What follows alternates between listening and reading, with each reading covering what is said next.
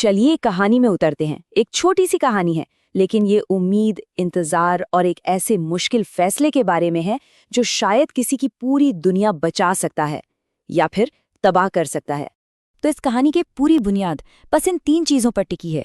एक ऐसी जगह जहां वक्त मानो थम सा गया है, एक पिता जिसकी धुंधली आंखों में सिर्फ इंतजार है, और एक वादा जो उसकी जिंदगी की शायद आखिरी उम्मीद बन चुका है। तो चलिए कहानी के इस पहले हिस्से में चलते हैं। ये वो शाम है जहां एक बेरंग से कमरे में उम्मीद के कुछ रंग घुलने वाले हैं और हम मिलेंगे कहानी के किरदारों से। तो मिलते हैं इन 2 लोगों से जिनके इर्द गिर्द ये पूरी कहानी घूमती है। एक तरफ है बाबा, जिनकी उम्र और हालात ने उनसे सब कुछ छीन लिया है सिवाय एक उम्मीद के, और दूसरी तरफ है कबीर, एक नौजवान केयरटेकर जो बाबा की इस उम्मीद को, उनके इस इंतजार को रोजाना बड़े करीब से देखता और महसूस करता है। जरा सोचिए कमरे का माहौल कैसा है। बाबा की उम्मीद से ठीक उल्टा, दीवारों की सीलन, खिड़की पर लगातार बरसती बूंदें और बिस्तर का अकेलापन, ये सब मिलकर एक बहुत गहरी उदासी पैदा करते हैं। लेकिन इसी उदासी के बीच उम्मीद की एक छोटी सी लौ जल रही है। ये है और ये उम्मीद का सबूत, चांदी की एक नन्ही सी पायल। ये सिर्फ एक तोहफा नहीं है, नहीं, ये तो बाबा के सारे प्यार, सारे इंतजार और उस वादे का एक ठोस रूप है जिस पर उनकी दुनिया टिकी हुई है। और बाबा के मुंह से ही हमें पता चलता है कि आखिर ये इंतजार है किस लिए। एक वादा जो उनके बेटे समीर ने किया था, अपनी बेटी को, उनकी पोती को, उनसे मिलवाने का। ये शब्द उम्मीद से इतने भरे हुए हैं कि एक पल के लिए कबीर भी शायद यही सच मानना चाहता है। और अब कहानी एक ऐसे मोड़ पर पहुंचती है जहां सालों का खामोश इंतजार एक फोन की घंटी से टूटने वाला है। यहां से उम्मीद और हकीकत की असली टक्कर शुरू होती है। बाबा का अपने बेटे पर जो यकीन है ना, वो देखिए। ये सिर्फ शब्द नहीं है, ये उनका अटूट विश्वास है। अरे ये जानते हुए भी कि 4 साल से समीर ने एक फोन तक नहीं किया, बाबा का दिल ये मानने को तैयार ही नहीं है कि उनका बेटा अपना वादा तोड़ सकता है। और जैसे ही बाबा ये कहते हैं, ठीक उसी पल कबीर का फोन बज उठता है। स्क्रीन पर वही नाम चमकता है जिसका सुबह से इंतजार हो रहा है, समीर। एक लम्हे के लिए लगता है कि जैसे कोई चमत्कार होने वाला है, कि बाबा का विश्वास आज जीत जाएगा। लेकिन यही वो मोड़ है जहां उम्मीद की डोर एक झटके में टूटने वाली है, और जो आवाज फोन के दूसरी तरफ से आएगी, वो किसी के दिल को हमेशा के लिए खामोश करने की ताकत रखती है। फोन पर जो आवाज आती है वो कोई माफी की नहीं होती, कोई बहाना नहीं होता। शुरुआत होती है एक ठंडे बेहिसाब फैसले से। पैसे की बात करके समीर जैसे अपने और अपने पिता के बीच के रिश्ते की कीमत लगा रहा है। और फिर सामने आता है पूरा सच। ये सिर्फ पैसे की बात नहीं थी, ये हमेशा के लिए छोड़ जाने का ऐलान था। एक ऐसा फैसला जो बाबा को बताकर नहीं, बल्कि उनसे छिपा कर लिया गया था।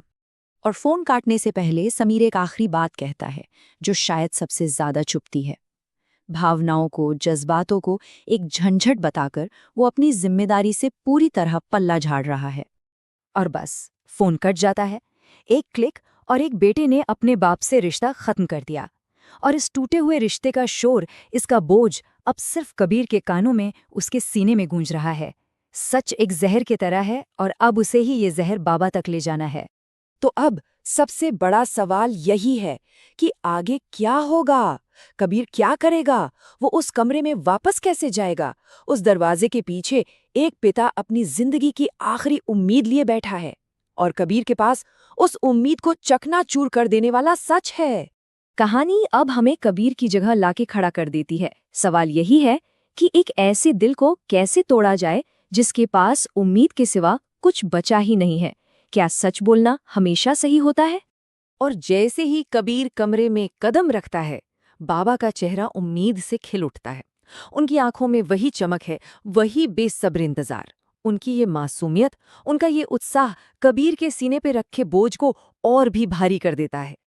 अब कबीर के सामने 2 रास्ते हैं, और दोनों ही दिल तोड़ने वाले हैं। एक तरफ है सच, एक हथौड़ा जो उस बूढ़े दिल के टुकड़े टुकड़े कर देगा, और दूसरी तरफ है झूठ, एक मरहम जो शायद आज का दर्द तो कम कर दे, पर एक ऐसे कल का वादा करता है जो कभी आएगा ही नहीं। और कबीर वो एक फैसला लेता है। वो सच का हथौड़ा नहीं, एक झूठ का मरहम चुनता है। उसकी आवाज कांपती है, आंखें शायद जमीन पर हैं, पर वो उस बूढ़े आदमी को उस दर्द से बचाने के लिए उसी बारिश को ढाल बना लेता है जो बाहर बरस रही है। उसने एक झूठ चुना जो शायद सच से कहीं ज्यादा रहमदिल था। और इस झूठ के बाद जो खामोशी छाती है वही हमें कहानी के सबसे दर्दनाक हिस्से में ले जाती है। उस झूठ के बाद कमरे में एक अजीब सा, एक भयानक सन्नाटा फैल जाता है। जो उम्मीद कुछ देर पहले तक कमरे में रोशनी भर रही थी, वो अब एक गहरी खामोशी में बदल गई है। सिर्फ बारिश की आवाज है जो जैसे बाबा के दिल का हाल बयां कर रही हो। लेकिन बाबा वो उस झूठ को ही अपनी उम्मीद बना लेते हैं। वो अपनी उम्मीद को मरने नहीं देते, नहीं, वो बस उसे एक दिन के लिए आगे बढ़ा देते हैं। वो एक ऐसे कल का दामन थाम लेते हैं जिसके बारे में हम जानते हैं कि वो अब कभी नहीं आएगा। और कहानी का जो आखिरी मंजर है वो शायद सबसे ज्यादा असर करता है। एक पिता जो ठंडी हो चुकी चाय पी रहा है पर जिसकी उम्मीद अभी भी गर्म है। उसकी खाली आंखें उस दरवाजे पर टिकी हैं जो अब कभी नहीं खुलेगा। और एक बेबस नौजवान जो सच का बोझ उठाए अपने आंसू छुपा रहा है। और यहीं कहानी हमें इस एक सवाल के साथ छोड़ जाती है, क्या कबीर ने जो किया वो सही था? क्या एक झूठ सच से ज्यादा मेहरबान हो सकता है? इस सवाल का जवाब शायद हर किसी के लिए अलग